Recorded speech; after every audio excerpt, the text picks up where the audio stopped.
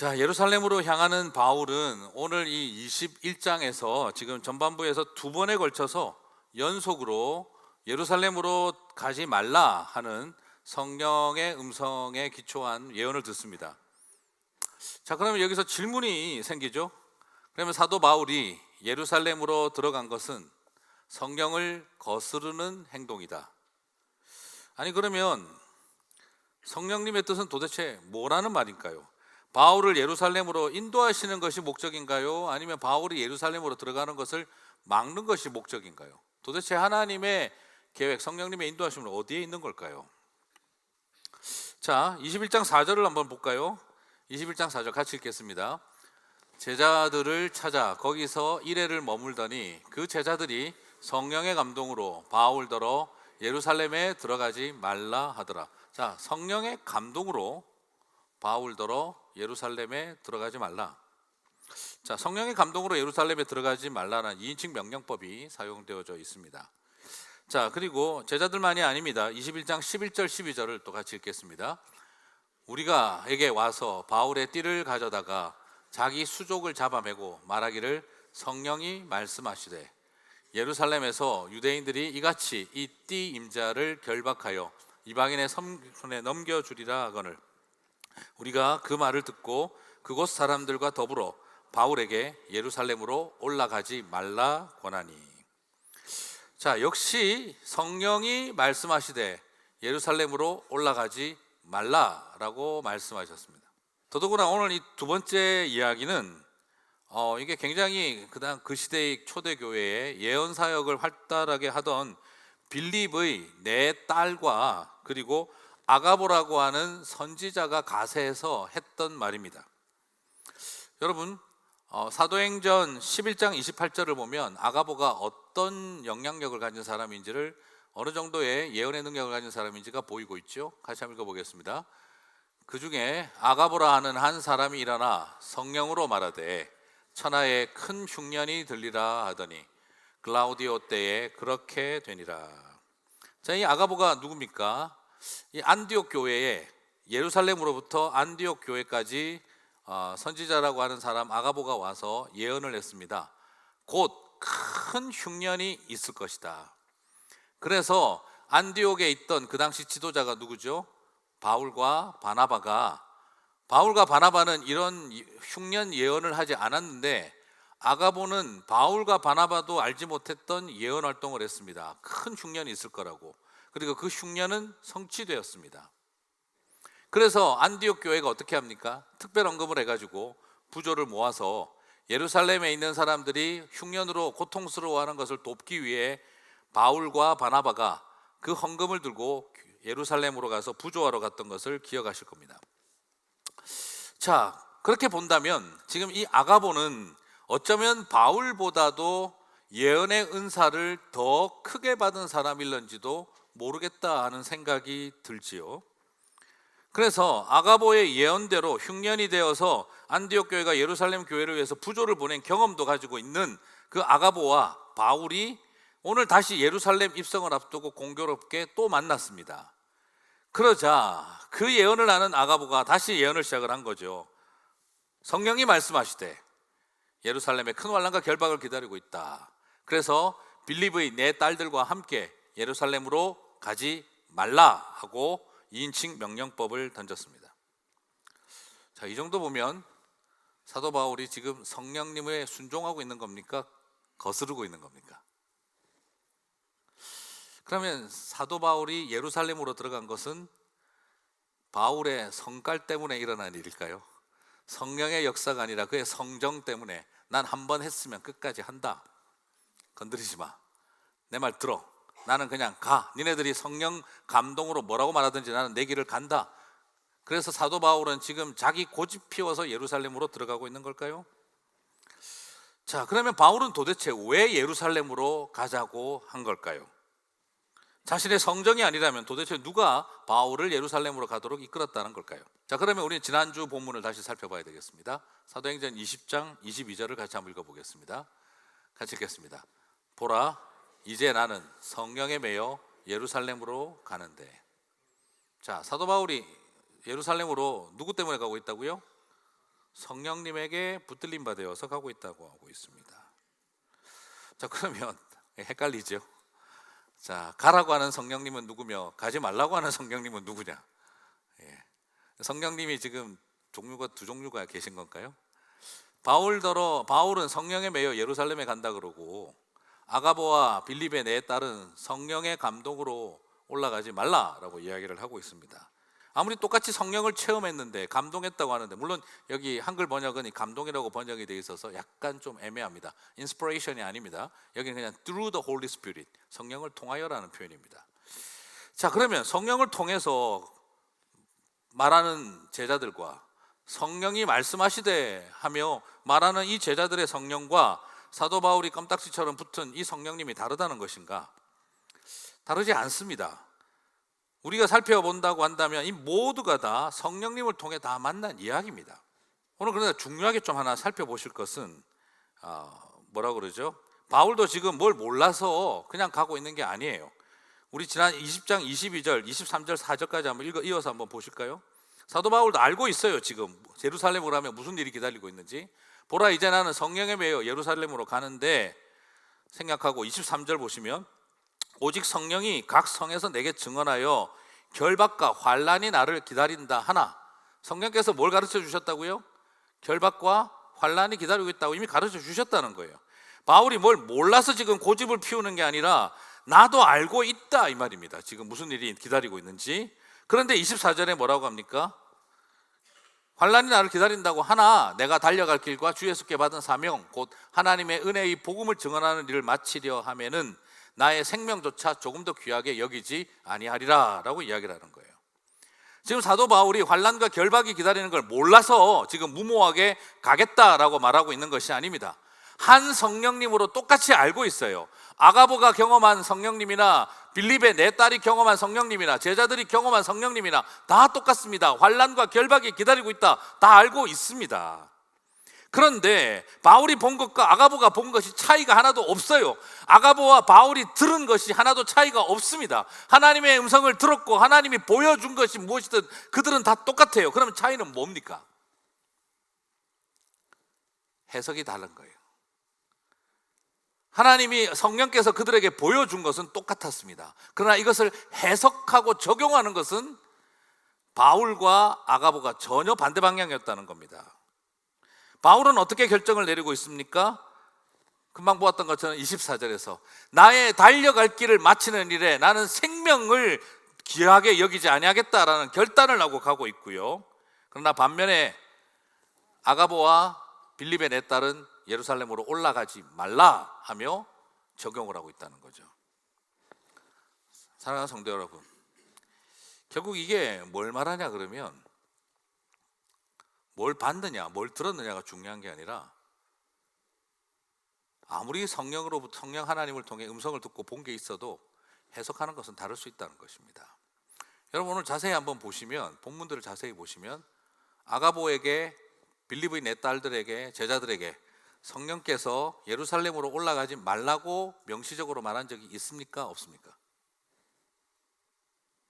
없습니다. 환난과 결박이 기다린다는 말만 적어놨습니다. 환난과 결박이 기다린다는 말만 했습니다. 사도 바울에게도 예루살렘으로 올라가라고 명시적으로 말하지 않았습니다. 환난과 결박이 기다리고 있다는 것만 보여주셨습니다. 갈지 말지는 누가 결정하라는 거죠? 너희들이 결정해라는 거예요. 하나님은 때로는 뭘 해야 되는지 액션 플랜까지 디테일을 다 주시는 경우가 있습니다. 가끔씩. 그러나 많은 경우에 팩트만 보여주시고 액션 플랜은 너희가 결단해라고 할 때가 더 많으십니다. 그럴 때 우리에게 중요한 것은 뭘까요? 오늘 우리는 여기서 발견하게 되는 게 사도 바울의 리더십에 대한 리스펙트가 보이고, 그리고 두 번째는 성경적인 큰 원리 속에서 오늘 이 보여주신 것을 어떻게 해석할 것인가 하는 해석적 분석력이 굉장히 중요하다는 걸 발견할 수가 있습니다. 그러므로 부탁드리고 싶은 거예요. 내가 뭘 받고 뭘 들었다고 해서 해석의 전매 특허권까지 가지고 있는 것은 아닙니다. 많은 그리스도인들이 하나님의 은혜로 음성도 듣고 하나님이 보여주시는 것을 볼 수도 있는데, 그걸 통해서 이 모든 것에 대한 해석의 결정권이 나에게 주어져 있다라고 오해하시면 안 됩니다. 성령님은 똑같은 것을 보여주셨지만 바울의 해석은 전혀 달랐습니다. 그가 그렇게 선택하고 내리고 가는 결정을 하나님은 존중하셨습니다. 보는데 능력이 있고 들리는데 믿음이 있는 게 아닙니다. 보고 들은 것을 어떻게 결정하고 선택하느냐에 그 능력과 그 믿음이 드러납니다. 하나님의 음성을 듣고 하나님을 보는 게 능력이 아니라 오히려 그 다음에 성경적인 큰 원리가 어떻게 되는지를 성경적인 해석학적인 기반을 정확하게 가지고 분별력 있게 이해하고 깨닫는데 더 중요한 믿음과 능력이 달려 있다는 거죠. 그래서 저는 말씀드리고 싶습니다. 말씀에 기초한 분별력이 훨씬 더 깊은 능력이고 믿음이다라고 말씀드리고 싶어요. 아니 목사님, 막 그냥 이렇게 계시를 받고 음성을 듣고 이런 걸 보고 듣는 게 더 능력 아닙니까? 아니요, 그럴 수는 있습니다만 더 중요한 건 분별력입니다. 만약 성령님에게 찾아가서 어떻게 하면 우리 자식의 앞길을 피하게 만들까요? 우리 비즈니스 다음 투자 성공할 수 있을까요? 어떻게 하면 우리가 이번에 아이를 대학을 보내는데 어디를 보내야 성공할까요? 이사를 가는데 세리토스를 갈까요? 얼바인을 갈까요? 교회 근처를 갈까요? 그런 걸 물어보고 가는 게, 그래서 애군을 피하고 고난과 역경을 피하기 위해서 간다면 그게 신앙입니까? 미신입니까? 그게 예수님을 믿는 종교입니까? 무당 종교입니까? 환난과 결반을 피하는 데 능력을 사용한다면 그건 대단한 믿음처럼 신앙처럼 보이는지 몰라도 그게 바로 미신인 것입니다. 그래서 뭘 봤느냐, 뭘 들었느냐보다 중요한 것은 바른 분별력을 가지고 우리에게 주신 하나님의 은혜들을 판단할 수 있는 능력이 필요한 것입니다. 단순히 고난과 환난을 보았다고 해서 돌이키고 피한다면 그건 성령님에게 순종한 것이 아니라 고난과 고통에게 굴복한 것입니다. 오늘 우리가 스스로 착각하고 있는 것입니다. 나는 지금 성령님에게 순종하고 있다. 아닙니다. 고난과 고통을 굴복하고 있을 뿐인 것입니다. 하나님께 성령께서 우리들에게 환난과 고난을 보여주는 이유는 무엇입니까? 그래, 나는 점쟁이보다 훨씬 더 능력 있는 존재라서 너희들에게 환난과 고난을 피할 것을 길을 보여주겠다 하는 천기누설을 하는 것이 목적이 아니라 그 환난과 고난 앞에서 우리가 마음을 준비하고 마음의 평안을 잃지 아니하고 주어진 복음의 길을 감당하고 걸어갈 수 있도록 능력 주시기 위해서라는 것입니다. 능력은 피하는 데 있는 것이 아니라 감당하는 데 주어지신 것입니다. 여러분 생각을 한번 해보시겠습니까? 봤다 들었다보다 때로는 중요한 게 성경적 분별력입니다. 선교사님들이 고난과 환난이 보여서 선교지 피해 가시는 거 보셨습니까? 고난과 환난이 기다릴 걸 보면서 선교지를 피해 갔다면 성령의 능력입니까? 고난과 환난에 굴복당한 존재입니까? 만약 그것이 사실이라면 선교사님은 선교지 안 갔었어야죠. 그래야 성령님에게 순종한 거 아닙니까? 오늘 우리가 크게 착각하고 있는 것이 거기에 있습니다. 참된 하나님의 사람들은 고난과 환난을 피하는 능력자들이 아니라 그 고난과 환난 속에서 하나님 하시는 일을 바라보는 것이, 그것이 살아내는 사람들이 하나님의 사람들이 걸어가야 할 길인 것입니다. 성령님은 애군을 피하고 업을 면하게 만들고 저주를 끊어주는 귀신도 무당도 아닙니다. 고난과 환난을 통해 십자가를 세우게 하시고 부활의 승리로 이끌어 가시는 은혜의 통로인 것입니다. 물론 이 말은 무조건 고생하는 길을 해라, 불필요한 희생도 괜찮다 하는 이런 단순한 논리를 말함이 아닙니다. 치우쳐서는 안 됩니다. 성령님이 고난의 길을 피할 길을 열어주시는 용한 분이 아니라 감당할 힘과 은혜를 주시는 하나님이신 것입니다. 그래서 성령님이 어떠십니까? 그 고난의 길을 걸어가는 당신의 백성 그 옆에서 말할 수 없는 탄식으로 저와 여러분을 위해서 중보하며 기도하지 않으시겠습니까? 어떤 고난의 길을 걸어가는지 알기에, 어떤 환난을 감수하고 그 길을 가는지 알기에 성령께서 그 옆에서 우리를 위해 애끓는 통곡으로 저와 여러분을 위해 중보하시는 것입니다. 그러므로 우리에게 분별력은 봤냐 들었냐보다 더 중요한 문제가 될 수 있습니다. 영적으로 환난과 결박을 보고 그 덕에 피할 길만 찾는다고 한다면 그건 성령님의 이름으로 성령님을 모독하는 길입니다. 환난과 결박을 보고서도 분별력을 갖고 피할 길을 찾는 것이 아니라 분별력을 갖고 내가 그 길을 감당하기를 선택한다면 바울이 고백한 것처럼 내가 달려갈 길과 주 예수께 받은 사명 곧 하나님의 은혜의 복음을 증언하는 일을 마치려 하면은 나의 생명조차 조금 더 귀한 것으로 여기지 아니하노라 한다면 그 분별력이 믿음이고 능력인 것입니다. 하나님 부르심을 받아가는 길에 환난과 결박이 있다. 육신의 연약함과 질병과 자녀들의 방황과 그리고 왑을 잃어버리고 비즈니스가 잘 안 되고 그 일들을 겪으면서 하나님의 일을 해야 한다. 참 인정하고 싶지 않습니다. 인정하기 싫어요. 힘듭니다. 누가 그런 일을 당하고 났는데도 이것이 나의 길인 줄 알고 가겠습니다가 나오겠습니까? 다시는 이제 나 이런 거 하는가 봐라. 내가 이제 다시는 하나님 부름받아 헌신 같은 거 하는가 봐라. 내가 이제 다시는 선교사, 목사, 장로, 권사, 집사 같은 거 하는가 봐라. 내가 이제 교회에서 뭐 맡아서 봉사하고 하는가 봐라. 다시는 안 한다. 우리의 마음에 그런 마음 상처가 생기고 힘들게 되는 거 당연한 것입니다. 모세하고 바울도 장난 아니었습니다. 너희는 가만히 있어 내가 여호와 하나님 됨을 알지어다. 바울이 그 말에, 모세가 그 말에 속아서 따라왔다가 40년, 80년 돌아가시는 120세까지 얼마나 광야에서 고생하셨습니까? 사도 바울도 하나님께서 다 불러서 해주실 것 같이 해놓고 죽을 고생을 했습니다. 40에 하나 가만 매를 3번을 맞았고 독사에게 물리고 배도 파손당하고 감옥도 가고 강도를 만나 죽을 뻔도 했고 환난과 결박, 고생, 평생을 간질에 시달리고 질병 하나 고치지 못하면서 남들 살리고 다니고 있었고 그러면서 수많은 사람들에게 배신당하고 오해당하고 끊임없는 악성 루머에 시달리면서 바울이 죽기 전까지 나는 밥을 안 먹겠다는 암살단까지 만들어지는 일을 겪으면서 바울이 살았습니다. 그런데 바울이 마지막에 뭐라고 합니까? 내가 한 것이 아니라 주님이 하셨다. 그렇습니다. 사도 바울의 속에서 그 많은 고생을 하고도 그가 고백합니다. 이것은 내가 한 것이 아니요 주님이 하신 것입니다. 내가 다른 사도들보다 더 많이 수고하였으나 그것은 내가 한 것이 아니요 내 속에 역사하신 하나님의 은혜였습니다. 그렇습니다. 저는 이때 발견하고 느끼게 됩니다. 정말 손 하나 깜딱 안 해본 사람은 주님이 하셨습니다 고백 못합니다. 죽을 고생해본 사람들은 압니다. 내가 한 것이 아니요 주님이 하신 것이다. 손 하나 까딱 안 하고 살아본 사람들은 주님이 하셨다는 말이 뭔지 모릅니다.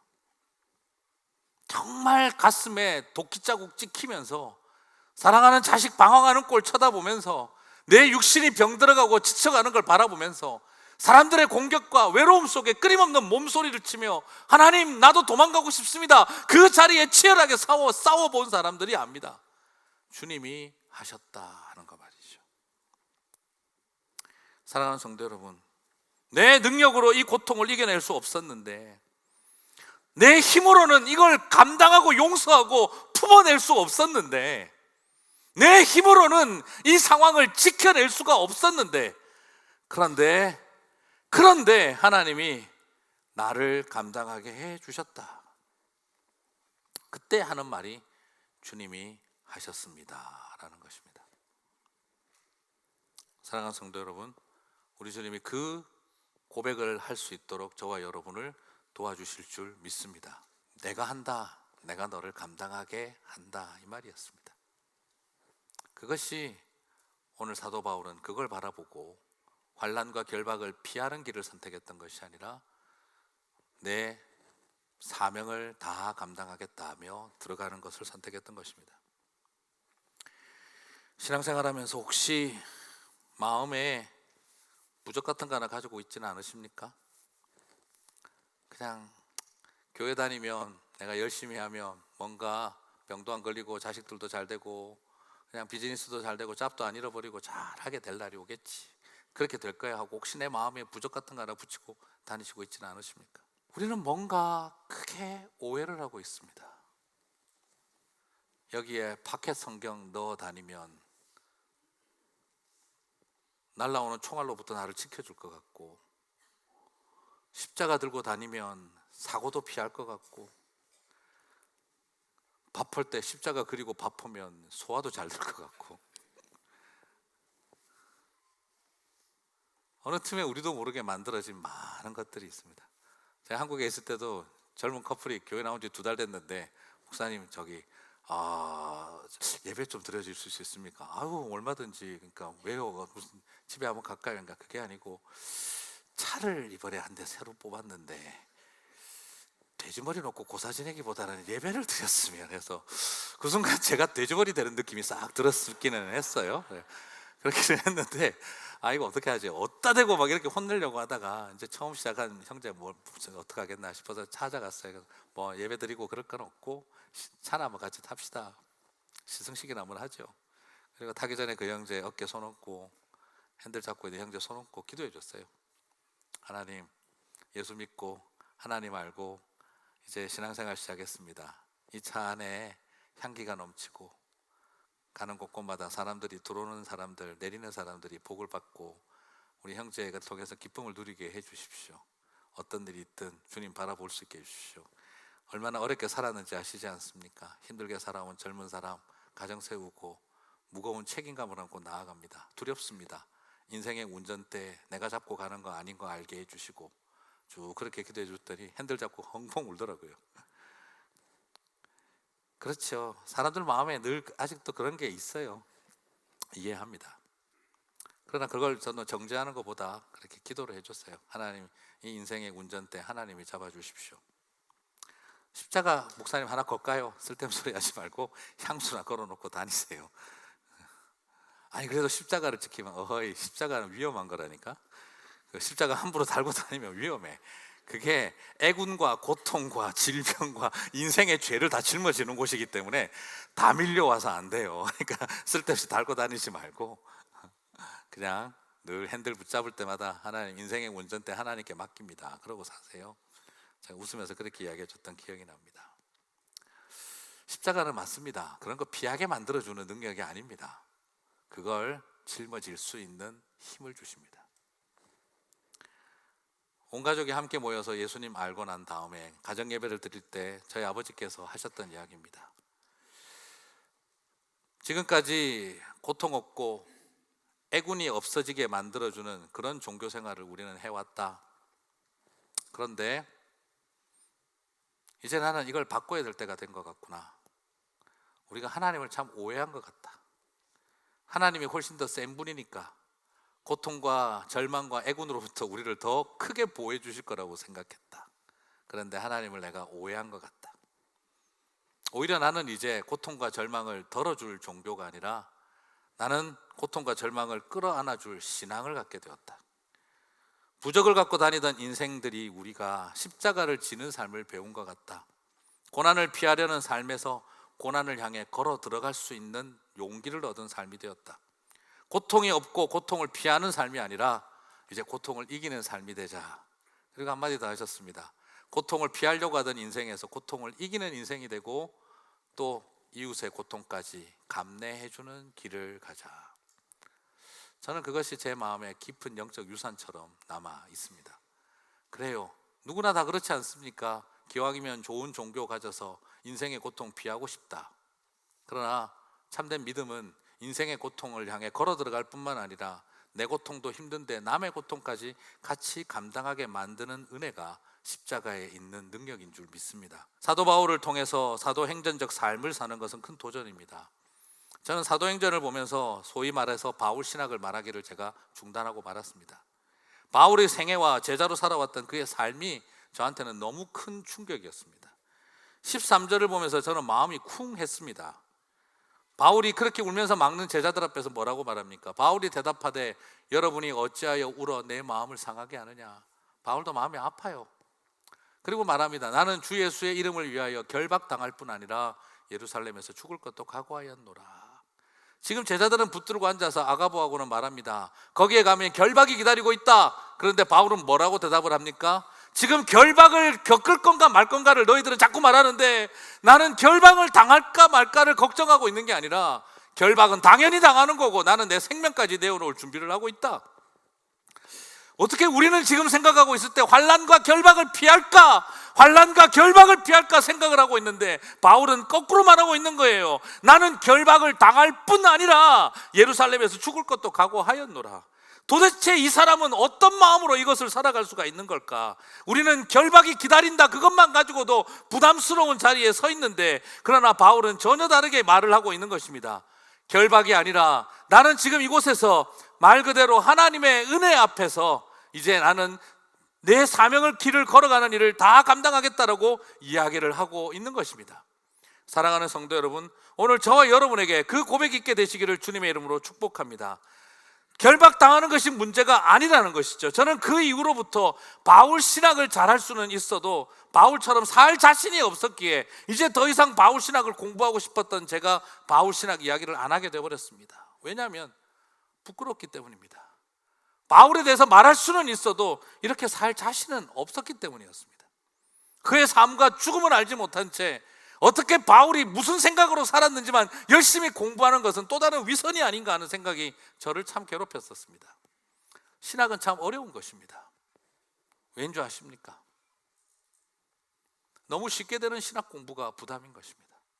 절망과 고통의 세월 속에 동주는 쉽게 쓰여진 시가 부끄럽다라고 말했던 것처럼, 그렇게 십자가를 알지 못하고 살지도 못하는 우리들이 쉽게 신학이 공부된다는 것이 절망이고 위선이고 부끄러움이었습니다.